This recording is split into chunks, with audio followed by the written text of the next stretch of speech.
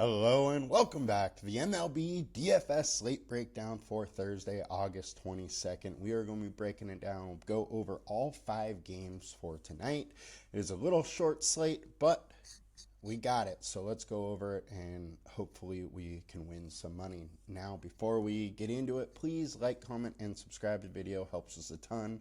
Just give away more content for free because it gives us a bigger reach. You can also come join us at LineStar for only $39.99 per month.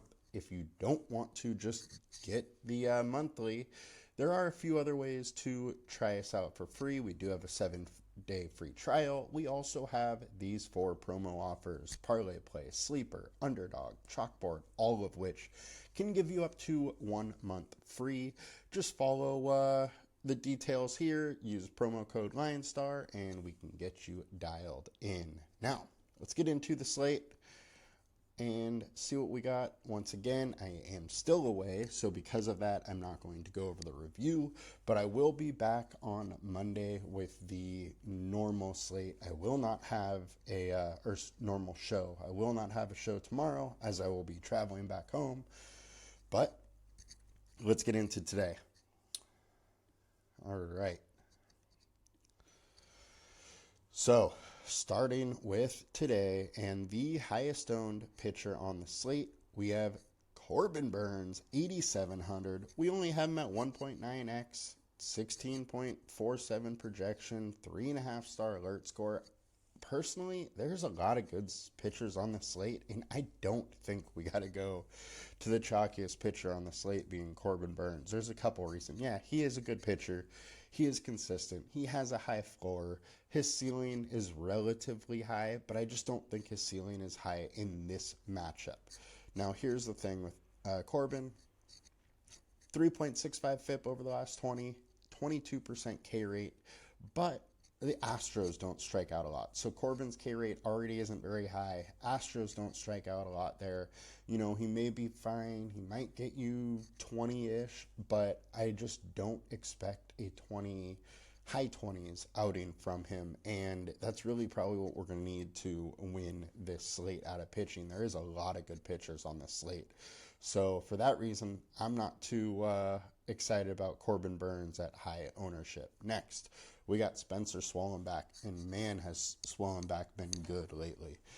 It's pretty impressive what he's been doing. So he's at a 3.41 FIP on the year, but a 3.35 over the last 5 starts, and that goes with a 36% K rate. Guy has been striking out people left and right. Now, it has been against the Cardinals, the Mets, Miami, Colorado, and Angels. So 3 of the offenses just frankly aren't good. But that K rate is nothing to shy away from. It has been for real, and he keeps doing it. His K rate on the season, 27.5, is still very, very good and has some nice upside. Now, the Phillies have been a very good offense all season, but they have struggled a little bit lately. Over the last 20 games versus righties, 244 average, only a 140 ISO, 302 WOBA. Those numbers are more aligned with bottom-tier offenses. So, lately, this offense just has not been producing. So I am a little bit interested in going with some Spencer Swollenback in this spot. And we have him at a 27% K rate at only 8.5, 2.2x value-wise. Swollenback is a very interesting spot today. Next, we got Dylan Cease versus the Mets. Now, this is a big series for both the Mets and the Padres, as both of them are trying to just shore up that wild card spot. Padres currently lead the wild card spot by 3.5 or 4 games, and the Mets are just outside of it, battling with the Braves to grab that last spot. Now, the Mets have been hitting pretty well lately. And on the season, 344 WOBA versus righties, 199 ISO, 22% K rate. But then over the last 20 games, they have a 183 ISO, 327 WOBA. So slightly worse, but still very, very, very good. Dylan Cease, on the other hand, 3.34 FIP over the last 20, 3.6 over the last 5. The K rate is for real. K rate is solid. However, the K rate has dipped a little bit lately, and his walks have been up, 4.4 walks per 9, over 2.9 for per 9. So there's a little worry here, the fact that Cease is letting more guys on base, and it just hasn't really bit him recently, but he just has not been that good recently. He had an insane run about a month ago, and then Pittsburgh, his start got cut short due to rain, then gives up 5 runs in Miami, then goes to Colorado and gives up 3 runs, where, I mean, it's Colorado. Most people give up runs there, so that's not a big deal, but Miami one is a little bit concerning, but it was still only 2 earned runs. I think Cease is pitching okay, and he can definitely get it done, and it's in a spot the Padres are going to need him to get it done, and in one of the most pitcher-friendly parks in the league. Next, we got Nick Lodolo, 8K versus the Pirates. Now, we have met 2.3x, so we definitely like him in this spot. I think it is a pretty interesting one. The only thing I worry about Lodolo is in the short term, the Pirates have actually been hitting lefties very good. 288 average, 186 ISO, 353 WOBA, striking out at 28%. So there's strikeout upside there, but all those other numbers do favor the Pirates. Now, Lodolo averages 72% more fantasy points while away. So it is an interesting spot for him. And we saw his, best blow-up game of the season versus the Pirates at Pittsburgh. 7 innings, 1 earned run, 8 Ks. Can he produce that again? He absolutely can. Is it likely? No, but I wouldn't be that surprised at, him finishing somewhere in the 20s. And at 8K, that should probably be enough to pay it off. Do I absolutely love the spot for him? No, but going a little bit lower owned today, it is a little bit interesting. All in all, he is right around an average MLB pitcher, so it's not like you really need to be slamming him in. Next, we got Paul Skeens, 9,900. He is, the highest priced pitcher on the slate? Yes, highest priced pitcher on the slate. We know he is absolutely dominant. There has been some talk recently about shortening his outings a little bit. Now, there's been nothing official, so because of that, I wouldn't worry about that too much, and I would just say, do you want to play Paul Skeens or not? So let's kind of look at that numbers and see how it goes. 2.93 FIP so far this season.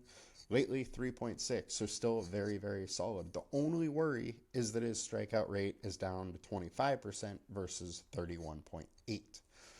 Now, I think Skeens can absolutely still strike out plenty of guys. The StatCast data is fine. And then you look at the Cincinnati breakdown.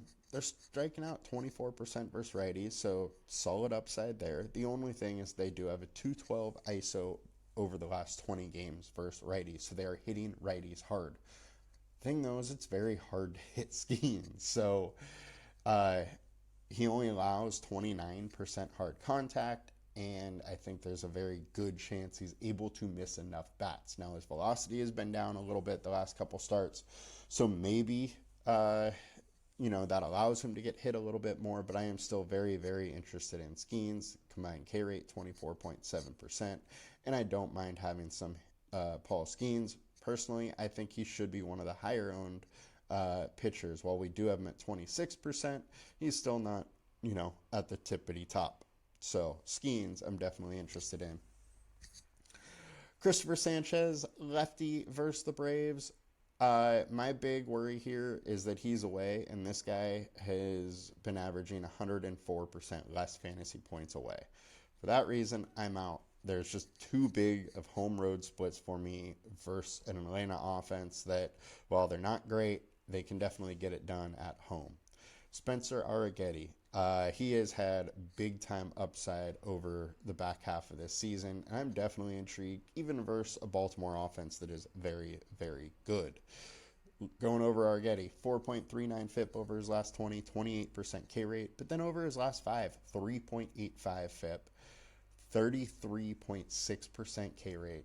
His K rate has been insane lately, and it's actually been against some decent teams. He struck out 13 versus Boston, struck out 12 versus Tampa Bay, struck out 8 versus the Dodgers. He had a poor outing versus the White Sox and Oakland, but those good offenses or decent offenses, he did well against. He is against Baltimore. You never want to face Baltimore. They're just a very good offense, very potent offense. But going low owned on a 5-game slate, I would probably push a little bit of Arrighetti into my lineups. We have him at 2.1x. He's only 7.5K. It's not that often that you get a guy that has been pitching as well as Arrighetti at this cheap of a price. It's just a scary click because it's Baltimore. So at low owned, I would be interested to get that leverage on the slate. Next, we got Luis Severino versus the Padres. I'm out. Padres just don't strike out enough, and I don't think Severino is good enough at this point in his career for me to really want to chase that. Now, let's get over to FanDuel and check out what we have there. All right, so highest owned on FanDuel is Paul Skeens and Dylan Cease. I think those two should likely be the highest owned. Now, with ownership considered and price, Spencer Swallenbach might be my third favorite pitcher on this slate. And Corbin Burnes is down at 9,700. I would have to say that he is in more consideration for me here due to the fact that there's the quality start and win bonus. But I still don't love it. I just don't think he has that upside we need. And then Spencer Arrighetti at 8,700 is still absolutely in consideration if you want to go with a low-owned option. But clearly my top 3 options are Swallenbach, Cease, and Skeens. Now, let's get over to some stacks and see what we have there. And highest ceiling stacks, we got Cincinnati versus Paul Skeens. Wild to say that, but that is where we are. Skeens has fallen off a little bit lately. I don't really want to face him, but in these smaller slates, there has to be some leverage somewhere, and if he's going a little bit higher owned, Cincinnati's going to go low owned, and it's at least a little intriguing. Next, we got Toronto versus not sure who the Angels are picking yet, but their bullpen's bad. Their starting pitching has struggled, and I don't mind going there. The Padres versus Luis Severino. I don't mind this whatsoever. The Padres offense has been pretty good over this back stretch, and Severino 4.4 FIP over his last 20 and over his last 5. I don't mind going with some Padres. They're going to put the ball in play and see what happens there. And Mets versus Cease popping up a little bit. I think that is a little interesting because we have seen Cease give up 5, 6, 7 runs before. So let's check the highest owned stacks. No surprise, it is Toronto. I think it makes a lot of sense. Also, Angels are popping up when we don't know who Toronto is throwing today yet. But reminder, both the Angels and Toronto have very, very bad bullpens. So stacking either team in a situation where it could be a bullpen game is pretty interesting. Pittsburgh popping up versus Lodolo. That makes some sense to me. Lodolo can absolutely get hit. So, moderately owned Pittsburgh makes some sense. Now our highest projected, we got Cincinnati, Houston, and Philadelphia. So Houston going against Corbin Burnes is a little bit of a leverage stack that is a little bit interesting. Philadelphia versus Spencer Swallenbach.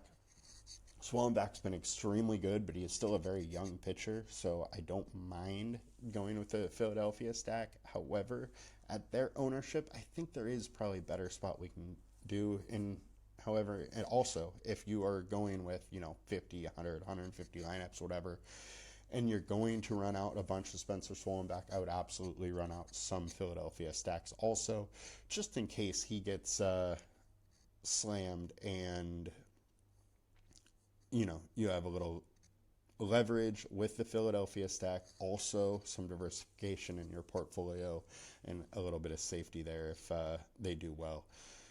Cincinnati, Houston, Mets, all of those we've talked about. Let's get over to the value stacks. So Houston, Toronto, Pittsburgh. I think Toronto and Pittsburgh make all the sense in the world.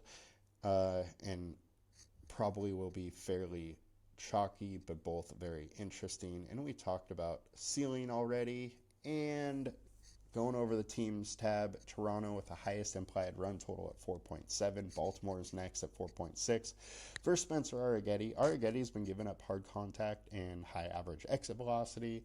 So that potent Baltimore offense definitely could get to him, but he's been very, very good in missing bats. So it could go either way there.